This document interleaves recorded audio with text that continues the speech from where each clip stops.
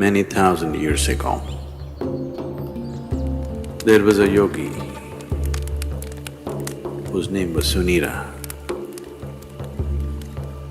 We believe Sunira was just the next generation after Saptarishis. He lived and worked in the mountains which are presently in Nepal. And he took on an impossible project.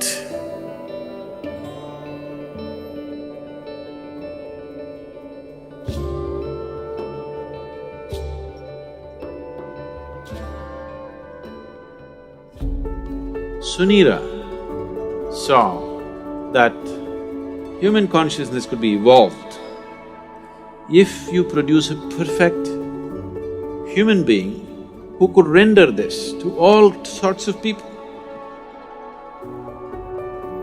In a way, he comes from the tradition of Shiva. Somewhere it's his dream to build another being like that. He wants to build a living Shiva once again, a perfect teacher for the world who is completely multidimensional, not this kind of teaching or that kind of teaching. As Shiva explored the whole human consciousness and human body in every possible way, he wants that kind of a living being. So he started building the energy body for that kind. And then he believed that he could build a physical body on top of that and let him loose in the world. With a lifespan of a few hundred or thousand years, so that he will transform the whole world by the time his time is done. So he started working on this project. And of course he died unfulfilled.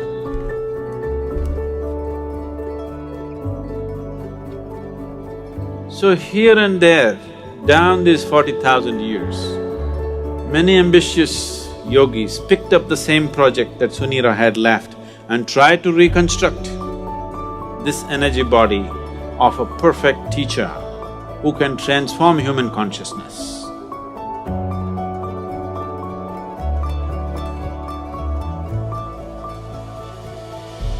They called him Maitreya. Maitreya means a friend, a true friend to the humanity, to come and change humanity, the world teacher.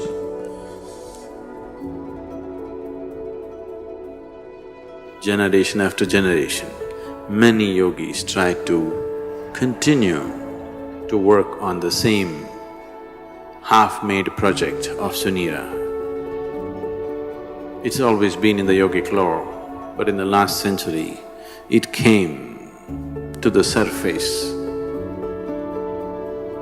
It came to social knowledge because the Theosophists worked on it. Annie Besant, Leadbeater, and Madam whatever her name, I can never pronounce,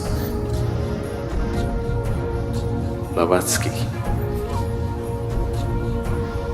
All three of them took this project up. They said, we are going to make it. They amassed a vast amount of occult knowledge, probably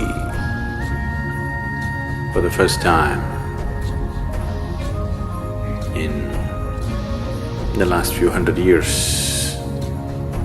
And definitely for the first time, not in a traditional way but in a modern way, they took up this project.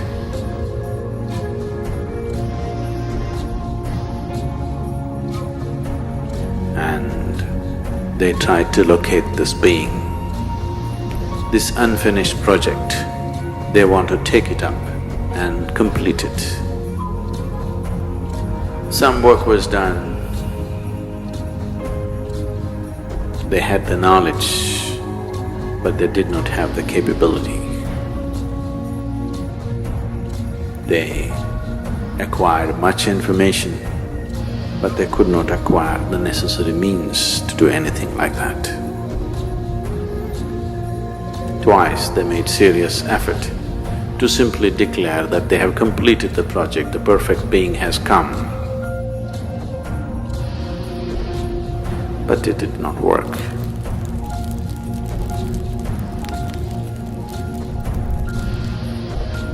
Another parallel line was also being drawn for the last couple of millenniums, where another set of yogis who were aware of this Sunira's glorious but quite impossible project, they started working upon a similar force to create a similar possibility, but with a completely different understanding of the same, creating a perfect being, but not as a human being, not in human form, because putting it into a human being as such a possibility, human system has all the capabilities, but still it doesn't have the necessary integrity of boundary to hold it. There are previous experiences of creating or attempting to create Dhyanalingas in many places. Any number of projects have started in the last 2000, 3000 years and they've been abandoned halfway because of some problem or the other. In Bhojpur, they attempted a Dhyanalinga about 1,000 years ago, little more than 1,000 years ago. This was supported by a local king, so it was hugely funded and they built a magnificent temple which is half done and the rest of the plans they drew it on the stone, because there were no drawing boards. They flattened up a rock and they made an elaborate plan of the temple in all detail, the architectural thing on the stone. They had a grand plan, a beautiful setting and everything. But half completed, it stopped because of certain things. The lingam itself, they worked on it for more than 3 years. They had 14 people working on it, one yogi who started this whole process. But this yogi worked for over 2 years and produced these 14 people, 7 men and 7 women, of enormous or extraordinary accomplishment, and they started working.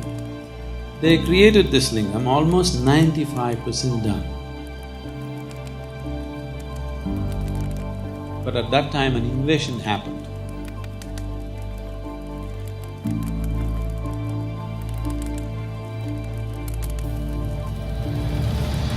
The invaders came.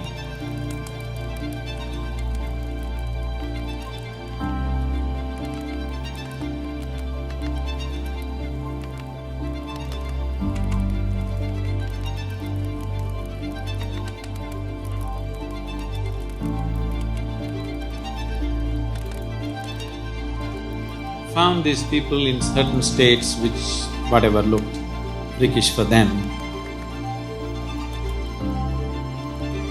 and they attacked.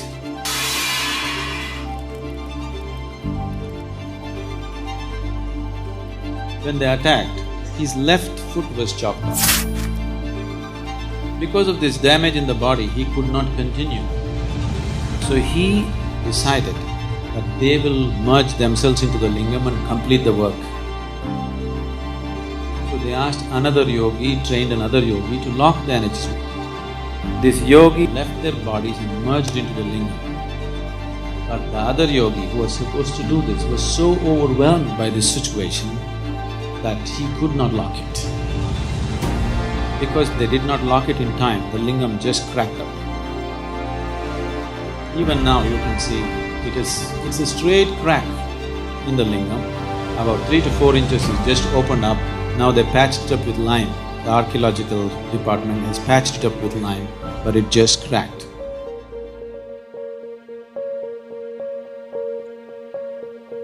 Building such structures has been the want of many yogis because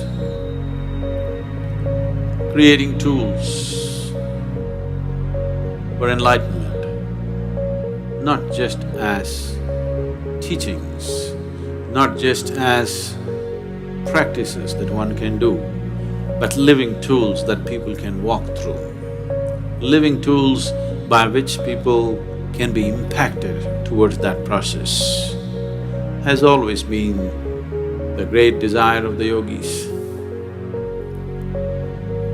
One of them who had such a desire fixed me up for the job.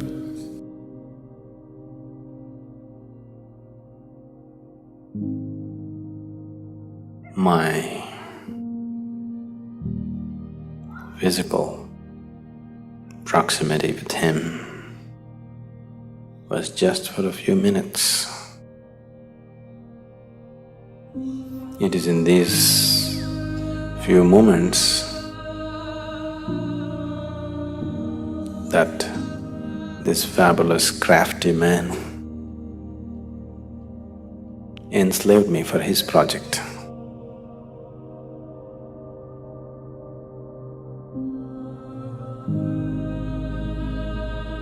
Everything that I did was around it because it was my Guru's dream and it was his vision that the Dhyanalinga has to be established.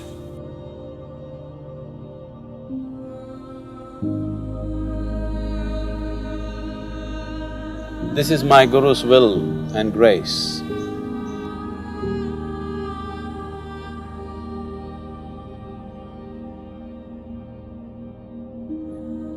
I must tell you something about the madness from where I come. After 2 lifetimes of heartbreaking sadhana, very intense, very truly heartbreaking sadhana. These 2 lifetimes, I was referred to by people as Shiva Yogi. And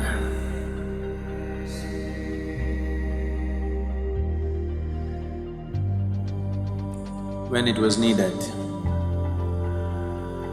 when my Guru appeared,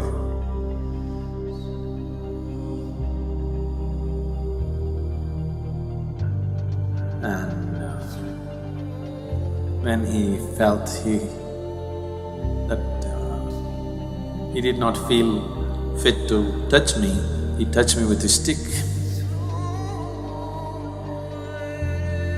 And everything that needs to be realized was realized.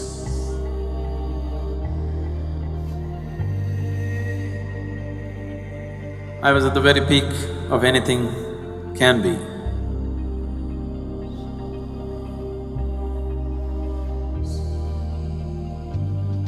So, that being was referred to as Shiva Yogi, trying to fulfill the mission that was put into him. Didn't work,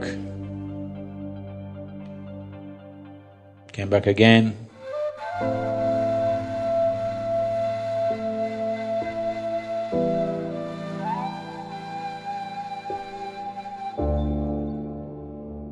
I Sadguru Sri Brahma tried very hard, almost successful, but couldn't fix the goodwill in the society because the intensity of who he is could not be understood in the social circumstances. He couldn't fulfill that. He prepared a few people and then went up the mountain. He was checking himself, why has he failed? He's got everything. Why is it didn't happen? He knew it's not that he lacks the competence, it's just that he did not garner the social support that was needed. So he went up the mountain for the last time.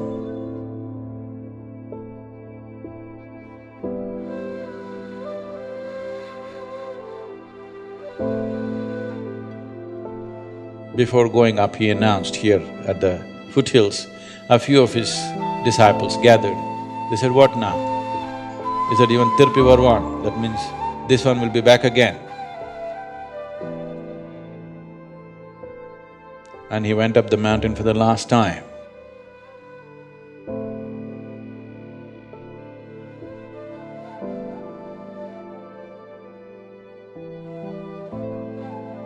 And he did a rare thing. He left his body through all his 7 chakras at the same time. He's just checking himself. He knows it's not so, but still the first blame should be on you when something doesn't work. So he's checking in case I'm not good or I'm not good enough. So he left his body through all his 7 chakras. This phenomenal energy, this very distinct energy which is nowhere else, you can experience on the 7th hill.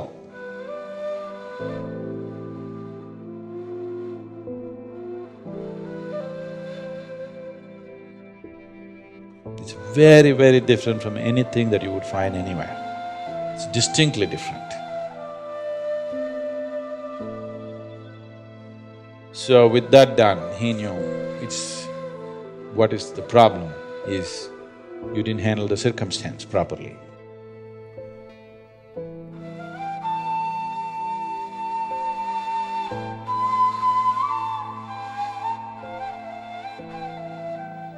This round when we came, we planned everything to a point where we decided a few people that I need, where they are born, in which room, how.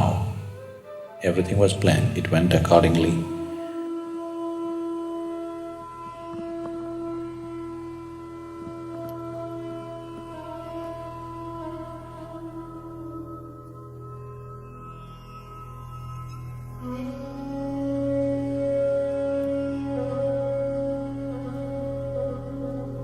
For people needed for the consecration, I placed them in the right kind of places so that everything comes together at the right time. In spite of that, took it 18 years of preparation in this life to put it together, to put the people together, to remind them of their past, to get them there. Now, this is too fairy tale-ish for you, but this is something that's a living reality for us. So the consecration process itself took 3.5 years, a very intense process. People who witness these things, their lives are never the same again. Things that they had not imagined in their wildest dreams, they witnessed, they still can't believe that it actually happened in their presence.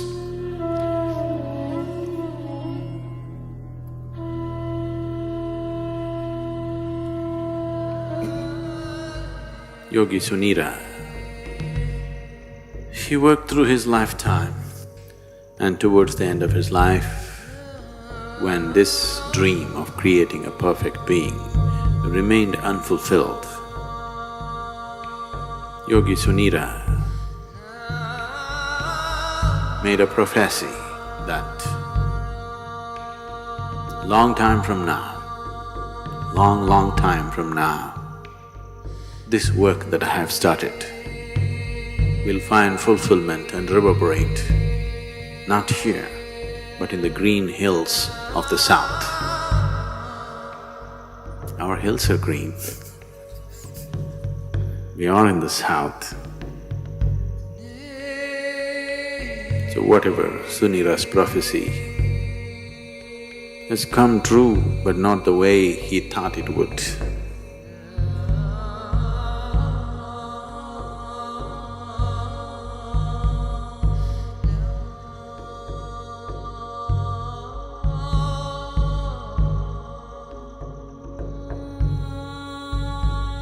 Dhyanalinga is like a living guru.